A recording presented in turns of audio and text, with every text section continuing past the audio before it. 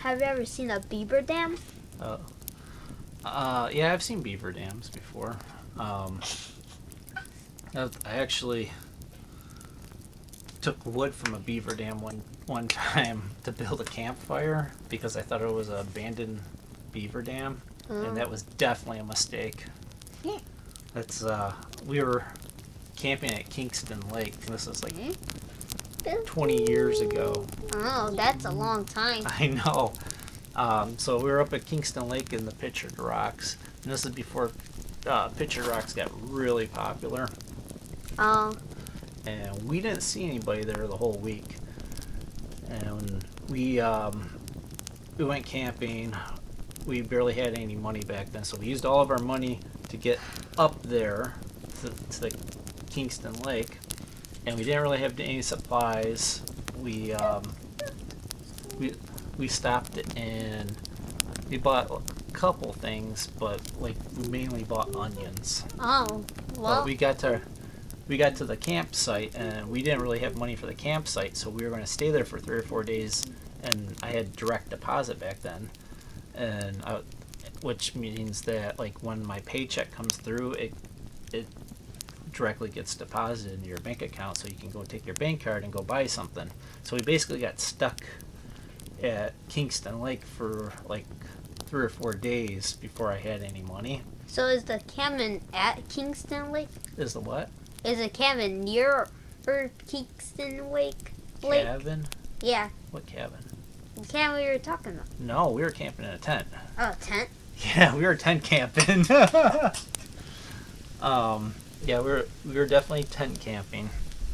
So we couldn't find any dry firewood, and there wasn't much there. Everything was super wet, and there's no rivers or contributaries going into Kingston Lake.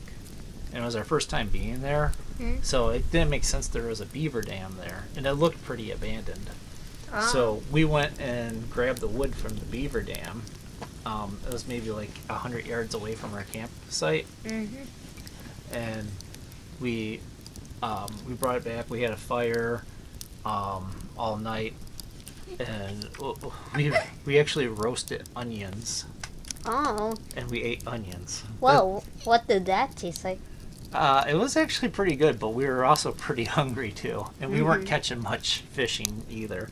So we ate a lot of onions, which comes into play later on in the story. But as far as the beaver goes, we went to bed, and the very next day, we woke up, and there was half burnt, like little logs going all the way back to the beaver dam. It was like a whole trail of them, and one of them was actually right underneath my gas tank on my Jeep Wrangler. So I'm like, I'm really glad he didn't start a fire, or we would have really been up the creek without a paddle. Oh. I know, right? So we stopped using the beaver wood. And so the next day, we were still hungry, so there was a giant field of berries. We went and picked strawberries. Oh, did you clean them off? Yeah, yeah. Well, how do you clean off? We just ate them. Oh. We don't really need to clean them off. They're out in the woods.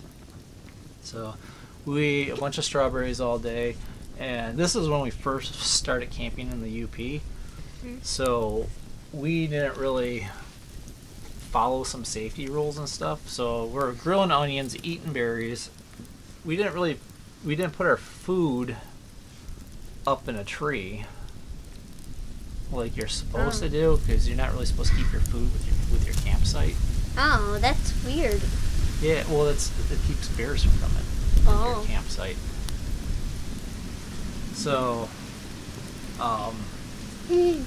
we went in the tent one night, and after we grilled the onions, and so we're probably smelling like onions. And we go in the tent, and I start reading out of this book. It was called The Unsolved Mysteries of Michigan. And I was reading them to Eric for Eric to fall asleep. And we hear something coming in our campground, and we automatically assumed it was the angry beaver again. Oh. Like we heard it get up on the picnic table. We heard it go through our tarped off area by the fire pit, and it came over to the tent. We heard it right outside the tent, but I'm like, wow, that sounds really heavy. And all of a sudden I started seeing like something pushing in on the zipper of the tent. Oh. I'm like trying to wake up Eric, and all of a sudden like the zipper starts slowly going up on the door, but it's something like pushing, and I'm like, Eric, there's something trying to get in our tent. And so I sneak over there, and whatever it is that's pushing in the tent, I punched it right in the nose. Because I could tell it was a nose that was pushing the zipper up. And all of a sudden I heard something go whamper and take off running through the woods, and it went straight down to the edge of the lake where our boat was. And Eric had this old wooden boat that he bought. Was it like very old? It was old. It was wooden. It was from the 60s. The 60s? It was from the 60s, yes. His dad must have bought it. No, he actually bought it. Oh. Yeah, I loaned him money and he bought it, and he was going to recondition it, but we took it all the way up there. I hear this thing that I punched through the tent down in our boat now. So I open up the zipper, and me and Eric peek out of the tent, and in the full moon, you can see a big old black bear in the back of the boat going back and forth, and the boat's rocking back and forth, and we're like, what's going on here? Like, we're like creeped out by this, because this boat's probably, I don't know, 40, 50 feet away from our campsite. And it's just perfectly sitting there, silhouette of the moon behind it. Like, it's, full moon, so you can basically see everything. And we're just sitting there, and eventually it like gets up and leaves. And we couldn't figure out like why did it go into the boat. So the next day we went down there and went to go hop in the boat to see what it was doing, and we left the night crawlers in the boat. Oh. And the bear ate all the night crawlers. Oh, what is a night crawler? They're like a super large worm. Oh. Yeah. So the bear is like the worms? Apparently they do. We brought them there to catch fish. Oh. But the bear took off with all of our night crawlers, so we had to use artificial lures for the rest of the week. It's funny is we realized after the fact that we were camping in a bottleneck to a peninsula there. So basically everything that was going out to this peninsula point in the lake had to walk through our campsite. And we also realized that we have this giant field of strawberries right by our campsite too. And like it's like a half a mile of nothing but fields of strawberries, which bears love them. Bears like strawberries? Oh, bears love strawberries.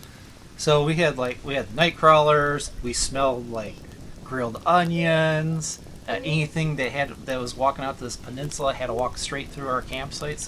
And we didn't put our food up at night, up in a tree either. So like we broke all the rules. So, but after that trip, we started putting our food up in a tree, obviously. Yeah, you don't want that to happen again. You got that right.